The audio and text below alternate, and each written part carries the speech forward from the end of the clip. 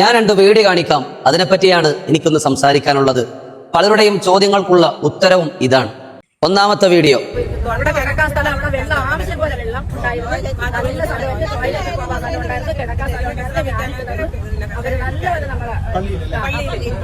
ആറ്റുകാൽ പൊങ്കാലയ്ക്ക് വന്ന ഹൈന്ദവ സഹോദരങ്ങൾക്ക് കുടിക്കാൻ വെള്ളവും വിശ്രമിക്കാൻ പള്ളിയുടെ മദർസയും ടോയ്ലറ്റ് സംവിധാനവും ഒരുക്കി കൊടുത്ത പള്ളി കമ്മിറ്റിക്കാർ, ഉസ്താദ് ഇത് ശരിയാണോ?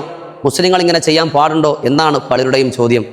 എന്നാൽ പരിശുദ്ധമായ ഇസ്ലാം പറയുന്നത് ദാഹിച്ചു വന്ന മനുഷ്യന് വെള്ളം കൊടുക്കലും, ബുദ്ധിമുട്ടി വരുന്നവർക്ക് വിശ്രമത്തിന് അവസരം കൊടുക്കലും, പ്രയാസപ്പെടുന്നവർക്ക് സഹായം ചെയ്യലും ഇസ്ലാമിൻ്റെ മാതൃകയാണ്. മുൻഗാമികൾ നമ്മൾ അങ്ങനെ തന്നെയാണ് പഠിപ്പിച്ചത്. നമ്മളവരെ മനുഷ്യനായി കണ്ടിട്ടാണ് പരിഗണിച്ചത്. അള്ളാഹിൻ്റെ ഹബീബാണ് മാതൃക.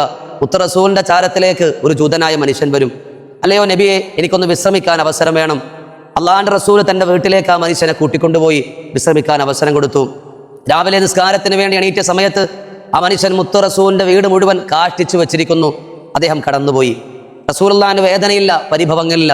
അവിടുത്തെ ഷറഫാക്കപ്പെട്ട കൈകൊണ്ട് ആ നജസുകളെല്ലാം, മലിനങ്ങളെല്ലാം വൃത്തിയാക്കുന്നു. ഈ നബിയുടെ ഉമ്മത്തിൽപ്പെട്ടവരല്ലേ നമ്മൾ? എങ്ങനെയാണ് മതം നോക്കി ഒരു മനുഷ്യൻ നമുക്ക് ആട്ടിയോടിക്കാൻ പറ്റുക? അത് ഇസ്ലാമിൻ്റെ ശരീരയിൽ പെട്ടതുമല്ല. രണ്ടാമത്തെ വീഡിയോയാണ് നിങ്ങളിപ്പോൾ കണ്ടുകൊണ്ടിരിക്കുന്നത്. ഒരു സെലിബ്രിറ്റിയായ മുസ്ലിം നാമധാരി പരിശുദ്ധ റമളാനെ പരിഗണിക്കാതെ വെള്ളം കുടിക്കുന്നു, ആറ്റുകാൽ പൊങ്കാലയിടുന്നു. ഇത് ശരിയാണോ എന്നാണ് പലരുടെയും ചോദ്യം. പരിശുദ്ധമായ ഇസ്ലാമിൻ്റെ വീക്ഷണത്തിൽ ഇതൊരിക്കലും ശരിയല്ല. ഈ പെൺകുട്ടിയുടെ വീഡിയോയിൽ പല മുസ്ലിങ്ങളും മോശമായി കമന്റ് ഇട്ട് കണ്ടു.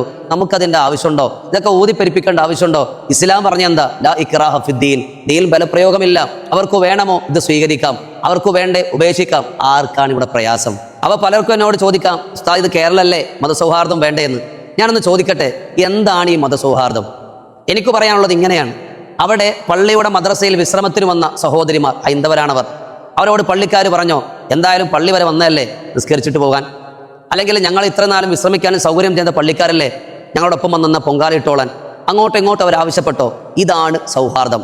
അവരവരുടെ മതത്തിൻ്റെ ആചാരങ്ങളും അനുഷ്ഠാനങ്ങളെയും ചേർത്ത് പിടിച്ചുകൊണ്ട് മറ്റു മതങ്ങളെയും ആ വിശ്വാസികളെയും കൂടെ നിർത്തലും ചേർത്ത് പിടിക്കലുമാണ് മതസൗഹാർദ്ദം. അല്ലാതെ ഒരു മുസ്ലിം അമ്പലത്തിൻ്റെ ഉള്ളിൽ കയറിയാലേ, അല്ലെങ്കിൽ ഹൈന്ദവൻ പള്ളിക്കുള്ളിൽ പ്രവേശിച്ചാലേ മതസൗഹാർദ്ദമുള്ളൂ എന്ന് പറയുന്നവരെ നിങ്ങൾ സൂക്ഷിക്കണം. അവരുടെ ഉദ്ദേശം മോശമാണ്, അവരുടെ അപകടമാണ്. ചില മുസ്ലിം വിരോധികളുടെ പോസ്റ്റ് കണ്ടു. മുസ്ലിമായ കുട്ടിയെന്ന് പൊങ്കാലിട്ടപ്പോഴത്തേക്ക് എല്ലാവരും ആ കുട്ടിയെ വഷളാക്കുന്നു, മോശമാക്കുന്നു. എന്തൊരു മനുഷ്യന്മാരായി വരുന്നത്. പിന്നെ ഒന്ന് ലവ് ജിഹാദിൻ്റെ പേരിലുളക്കിയ പ്രശ്നമൊന്നും മറന്നിട്ടില്ലല്ലോ. ബീഫിൻ്റെ പേരിൽ മറ്റുള്ള ജാസ്മിൻ ജാഫറെ ഗുരുവായൂർ അമ്പലക്കുളത്തിലൊന്ന് കാലി നനച്ചപ്പോൾ ഉണ്ടായ പ്രശ്നം, ശുദ്ധികലശം നടത്തിയത് ഒന്നും മറന്നിട്ടില്ലല്ലോ. നിങ്ങളാണോ എന്നിട്ട് ഈ സൗഹാർദ്ദം പറയുന്നത്?